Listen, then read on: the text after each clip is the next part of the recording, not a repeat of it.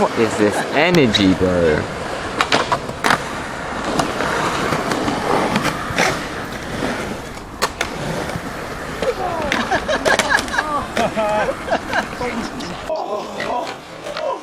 I always felt that existence as such.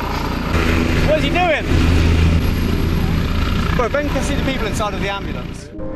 I mean, here we are. Isn't that odd? Of course it's odd. We don't know what's going on here, but we're sure to find out. What do you mean by odd? Yeah, Well, that's what's different from even. a bit more. I mean, what's odd stands out. What's even lies flat. But you can't see the outstanding without the flat background. There's the thing standing out. Go. Yep. It's odd. Each one of you is odd. Straight, unique, particular, different. How do we know what we mean by that? Except against the background of something even. It is not differentiated, like space. And so still you as well, you get this philosophical itch. Sorry. You begin to scratch your head and think about why is that so?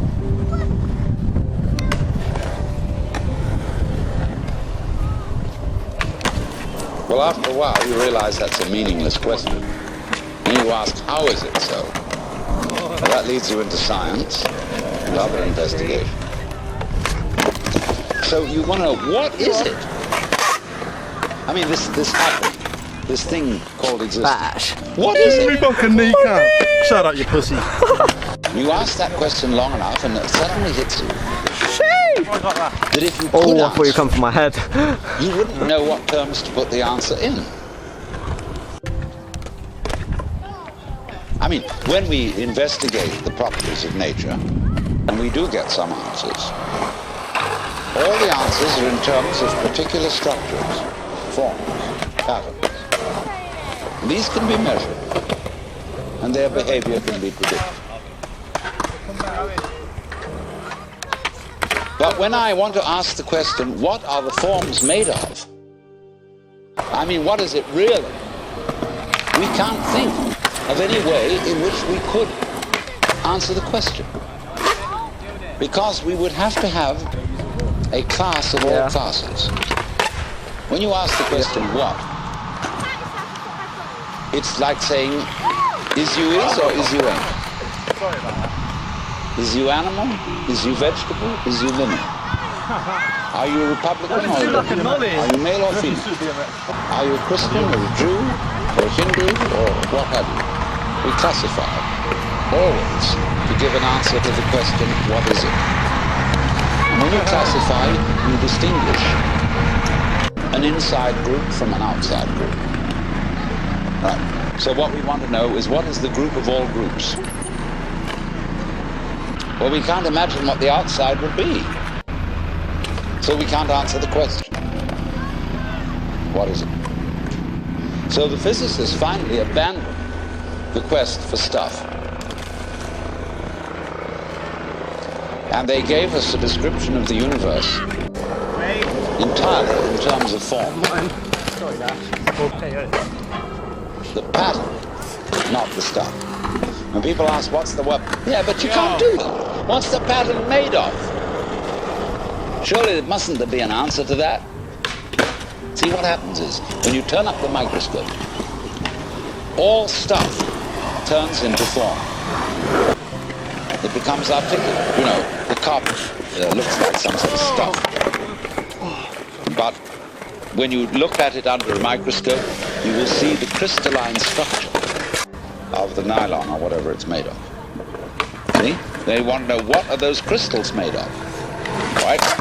Turn up the volume, and you'll find molecules. Turn up the volume, you find wavicles. But we think the wavicles must be of something. But of course they're not. We find substance or stuff totally vanishes. You see, does it matter What does that mean? Does it matter? Is it important? In other words, does it measure up to anything? Matter comes from a Sanskrit root matra, which means to measure. So from this root matra, we get going on into Sanskrit, we get the word maya. And maya is generally translated illusion, although it also means magic, creative power. The word illusion, switch over, we get that from Latin. And that comes from the Latin ludere, to play. Let's pretend that we matter.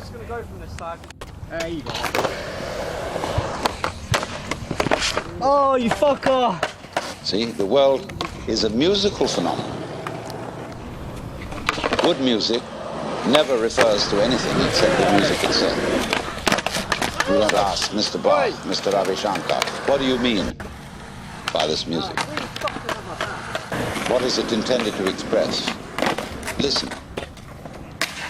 That's the meaning. For the cause.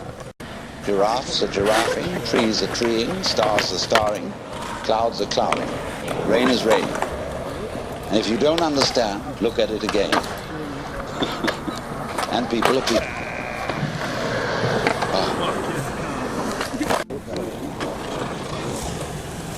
We notice that all these suchnesses appear and disappear. They keep changing, they come and they go. But if you get hung up on your particular form,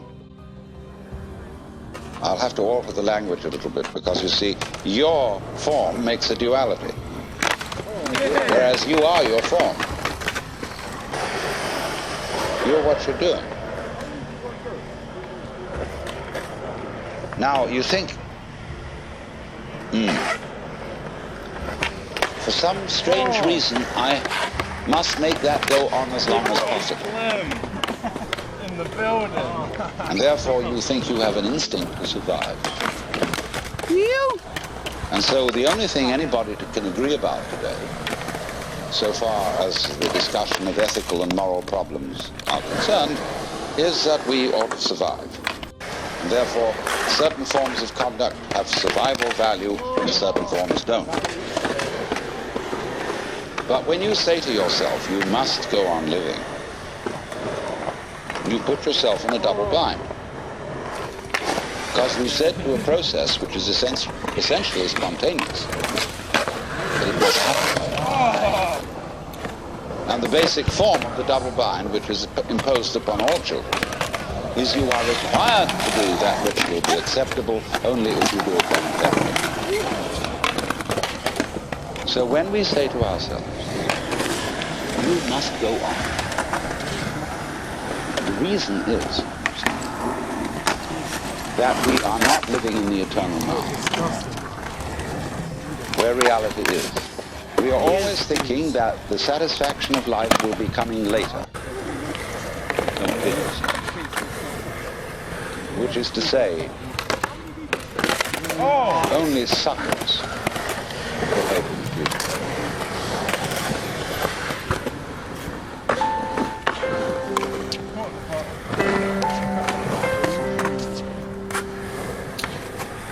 This might sound fucked up.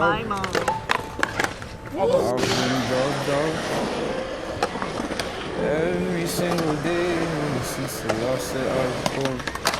Open, baby. Baby. If you make it out this fucking town, I'd love to see the world.